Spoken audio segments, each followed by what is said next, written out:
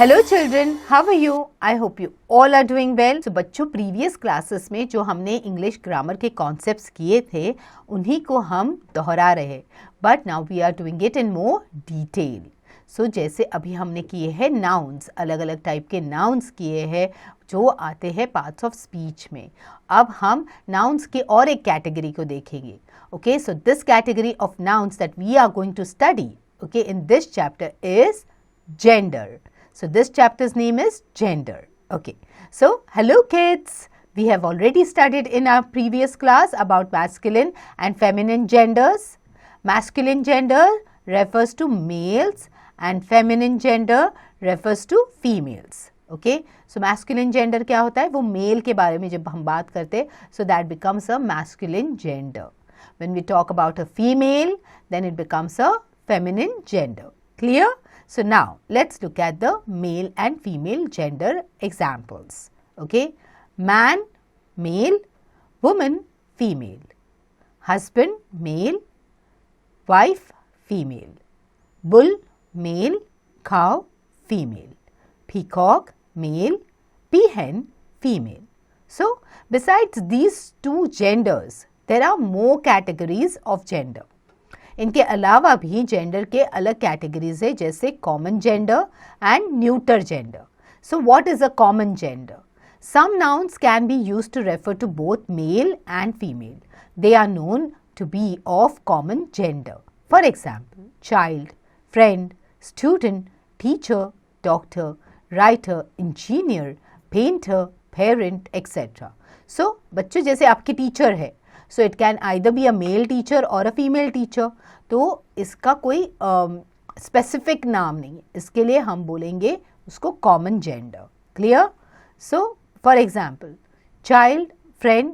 Okay, child के भी कोई, it can be a male child, it can be a female child. Friend का आपका एक मेल दोस्त भी हो सकता है, फीमेल दोस्त भी हो सकती है. Clear? So remember these things. These are common genders. They can either be a male or a female. Now let's look at the next type of gender. It is called neuter gender. Okay? So many nouns are simply objects. They are non-living things. They are neither male nor female. They are known to be of neuter gender. For example, okay? So बच्चे, बहुत सी चीज़ें ऐसी होती है जो सिर्फ objects होती है. Okay, we don't know whether they are a male or a female or a common type of thing. So these objects, these are non-living things. Okay, तो उनके ना मेल होता है ना फीमेल होता है, तो उन्हें कहला जाता है न्यूटर जेंडर. ओके, सो जैसे house, room, building, chair, table, computer, plants, flowers, fruits etcetera. Clear? So इनका ना तो मेल जेंडर हमें पता है, ना कि फीमेल जेंडर, और जब भी हम लिखते हैं उनके बारे में तो हम बोलते हैं इट. Okay, clear?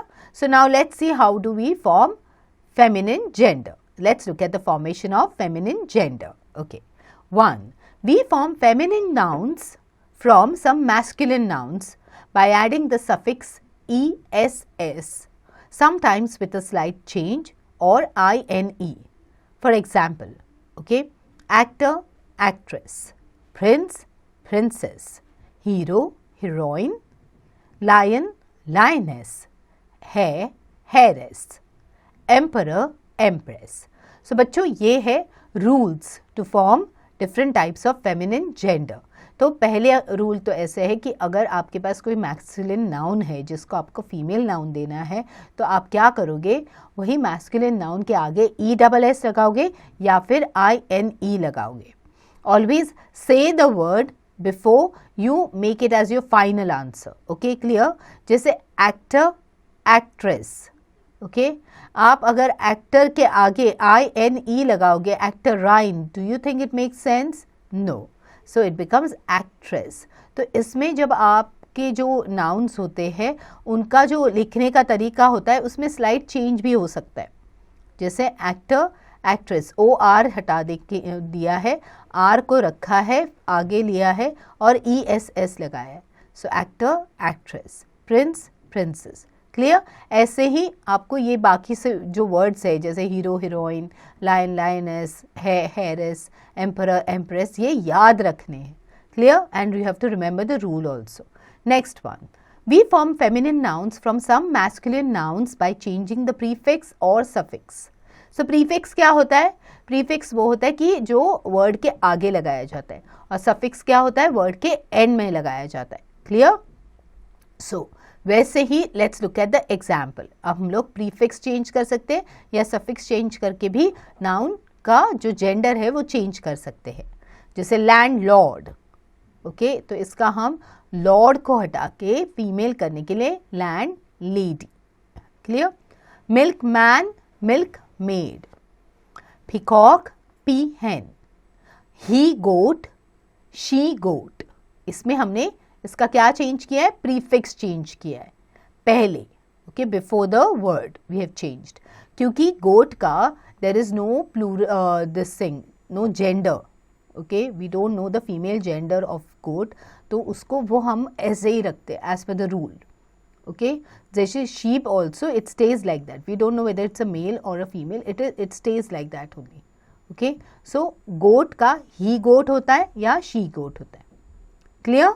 चलो, cock sparrow, hen sparrow. Okay, grandfather, grandmother. Clear? चलो, now let's look at the next one. Many nouns have quite different words for the masculine and the feminine. So बहुत से nouns होते हैं जिनके masculine words और feminine words अलग होते हैं. Okay? Boy, girl. King, queen. Man, woman. Bull, cow. Dog, bitch. Uncle, aunt. Brother, sister. Husband, wife. Horse, mare. Cock, hen. Buck, doe. Nephew, niece. So बच्चों, यहाँ पे आपने देखा है कि you have not taken anything from the masculine gender. What you've done is you have made a totally different word only. यहाँ पे completely different words ही है जो बता रहे कि ये female version है male. Okay, now be smart, and to become smart, what do? You do the exercises. Identify the nouns and write M for masculine, F for feminine, N for neuter and C for common gender. बच्चों, exercise करने से पहले क्या करना है? Chapter को reread करना है. Okay, so now this exercise okay will enhance your experiential learning skills. Okay, जैसे गर्ल, गर्ल का क्या है opposite gender? Boy. Okay, bachelor, spinster. Clear? Milkmaid, milkman. So जल्दी जल्दी बाकी वर्ड्स के भी आप ऐसे ही जेंडर्स ढूंढो, opposite genders. Okay, next one. Change the gender of nouns and rewrite these sentences. Words given in the box will help you. अब आपके पास हेल्प बॉक्स है. Okay, and this will enhance your writing skills. Right, the emperor will decide the case today. तो इसका female क्या होगा? The empress will decide the case today. The hare got a lot of money in his father's will. तो the hare का क्या बनेगा? The hare का heiress got a lot of money in her father's will. Clear? क्योंकि आपको his का her change करना है, वो भी change हो जाता है. Okay? As per the gender. Remember that the verbs also change as per the gender. Clear? So now quickly do the rest of the sentences and practice this very well.